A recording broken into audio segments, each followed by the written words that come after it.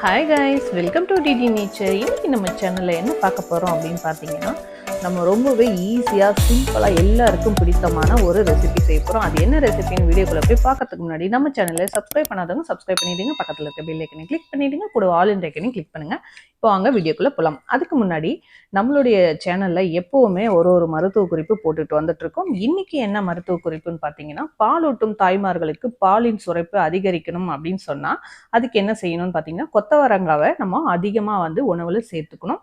So அப்படி சேர்த்துக்கொள்ளும் பொழுது பாலின் சுரப்பித்தன்மை வந்து அதிகமாக கிடைக்கும், குழந்தைங்களுக்கும் ஹெல்த்தியாக இருக்க முடியும். ஸோ இப்போ வாங்க என்ன சமையல் செய்ய போகிறோம், என்ன ரெசிபி அப்படின்னு சொல்லிட்டு பார்க்கலாம்.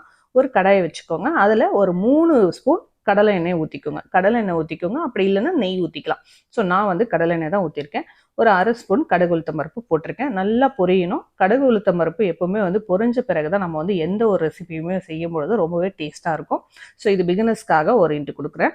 ஸோ இது நல்லா பொரிஞ்ச பிறகு 1/2 ஸ்பூன் உளுத்தம் பருப்பு போட்டுக்கோங்க, 1/2 ஸ்பூன் கடலை பருப்பு போட்டுக்கோங்க.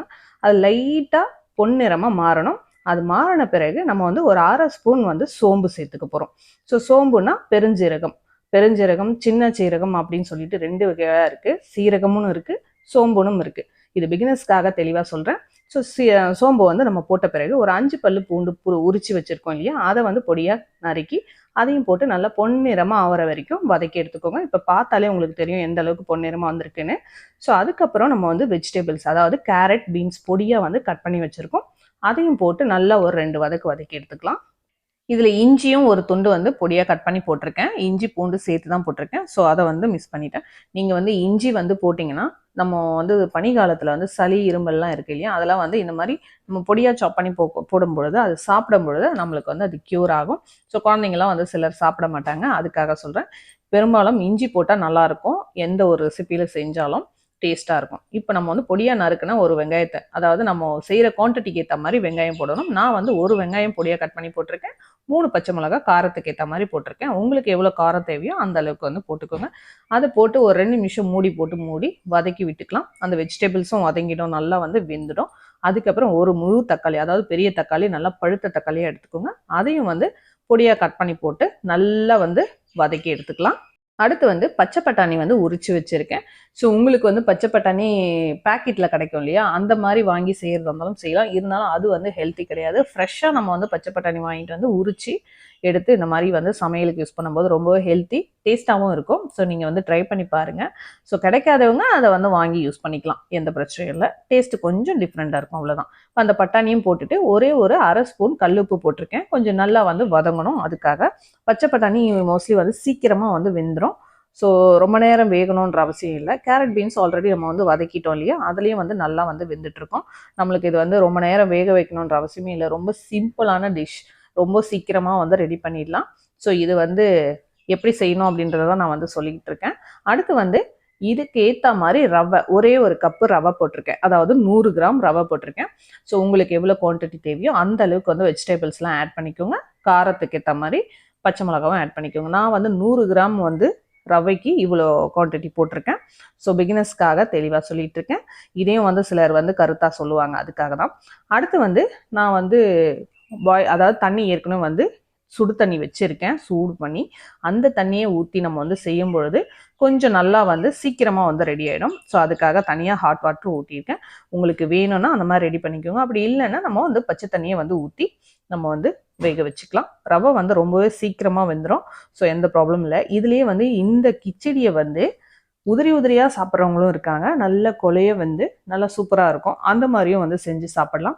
ஸோ உங்களுக்கு இந்த 2 மெத்தடில் எந்த மெத்தட் வேணுமோ அந்த மாதிரி ரெடி பண்ணிக்கலாம். தண்ணி மட்டும் கொஞ்சம் கம்மி பண்ணிக்கோங்க, உதிரியாக போடணும் அப்படின்னு சொன்னால். ஸோ இதில் வந்து ஃபைனலாக நம்ம வந்து நெய் ஊற்றும் பொழுது ரொம்பவே சூப்பராக இருக்கும். உங்களுக்கு எவ்வளோ நெய் தேவையோ அந்த அளவுக்கு ஊற்றிக்கோங்க. ஃபைனல் டச் தான் நான் ஊற்றுவேன், ஃபஸ்ட்லேயே ஊற்ற மாட்டேன். அதுக்காக தான் கடலை எண்ணெய் ஃபஸ்ட்லேயே ஊற்றிருக்கேன். ஸோ நீங்கள் வந்து ஃபஸ்ட்லேயும் ஊற்றிக்கலாம் கடலை எண்ணெய்க்கு பதிலாக. லாஸ்ட்லேயும் ஃபைனல் டச் கொஞ்சம் நெய் ஊற்றிட்டிங்கன்னா டேஸ்ட் வேறு லெவலில் இருக்கும். முந்திரி இருந்தால் முந்திரி வந்து வறுத்து சும்மா கார்னிஷ் பண்ணி போட்டுக்கலாம், டேஸ்ட் நல்லாயிருக்கும். அதுக்காக தான். ஸோ இந்த கிச்சடி இந்த மாதிரி ரெடி பண்ணி கொடுத்து பாருங்க. சாதாரணமாக நம்ம வந்து உப்புமா செஞ்சு கொடுக்கறத விட இந்த மாதிரி கிச்சடியாக செஞ்சோம்னா வெஜிடபிள்ஸ் பட்டாணி இதெல்லாம் இருக்கிறதுனால நம்மளுக்கு ரொம்பவே ஹெல்த்தி. ஸோ நல்லாவும் இருக்கும், டேஸ்ட்டாக இருக்கும். நீங்கள் ரெடி பண்ணி பார்த்துட்டு அதுக்கப்புறம் எனக்கு கமெண்ட்டில் சொல்லுங்கள் எப்படி இருக்குது அப்படின்னு சொல்லிட்டு. ஸோ பெரும்பாலும் வந்து கிச்சடி வந்து சாப்பிட மாட்டேன் அப்படின்னு சொல்லுவாங்க. நீங்கள் செஞ்சு கொடுத்துட்டு அதுக்கப்புறம் கேளுங்க. குழந்தைங்களோட அதிகமாக வேணும் அப்படின்னு சொல்லி விருப்பப்பட்டு கேட்பாங்க. உப்பு வந்து நம்ம டேஸ்ட்டுக்கு ஏற்ற மாதிரி ஃபைனலாக வந்து போட்டுக்கோங்க. ஏன்னா நான் எப்போவுமே வந்து உப்பு அளவு சொன்னதே கிடையாது. ஸோ இந்த கிச்சடி நம்ம வந்து செஞ்சு கொடுக்கும்பொழுது ரொம்ப டேஸ்ட்டாக இருக்கும்னு சொல்லியிருக்கேன் இல்லையா? நம்ம வந்து நம்ம இன்னும் கொஞ்சம் நல்லா கொல கொலன்னு வேணும் அப்படின்னா எக்ஸ்ட்ராவாக வந்து ஹாட் வாட்டர் ஊற்றிக்கலாம். ஸோ நான் வந்து ஹாட் வாட்டரும் சொல்லியிருக்கேன், சாதா வாட்டரும் ஊற்றலாம் அப்படின்னு சொல்லியிருக்கேன். சாதா வாட்டர் ஊற்றினோம்னா இன்னும் கொஞ்சம் நேரம் ஆகும் வேகிறதுக்கு.